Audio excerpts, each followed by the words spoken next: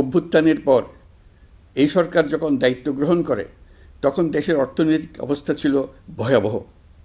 ভয়ঙ্করভাবে যুদ্ধবিধ্বস্ত দেশের অর্থনীতিও এতটা খারাপ থাকে না যতটা খারাপ করে দিয়েছে 16 বছরের লাগামহীন লুটপাটতন্ত্র। আশার বিষয় হচ্ছে শুধু ব্যাংক নয়, প্রত্যেকটি আর্থিক প্রতিষ্ঠান এখন ঘুরে দাঁড়িয়েছে। জনগণের আমানত এখন নিরাপদ। অর্থনীতির অধিকাংশ সূচক ইতিবাচক ধারায় ফিরে এসছে। আমাদের অর্থনীতির ইতিবাচক ধারা বিদেশি বিনিয়োগকারীদেরকেও আকৃষ্ট করছে।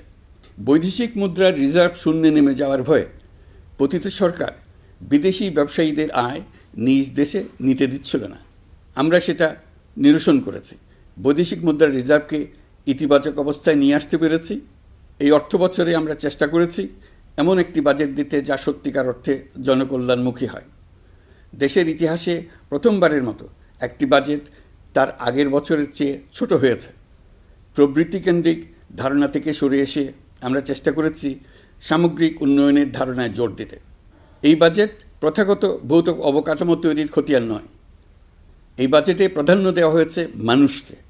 নজরদারি বৃদ্ধির ফলে রপ্তানি আয় বেড়েছে।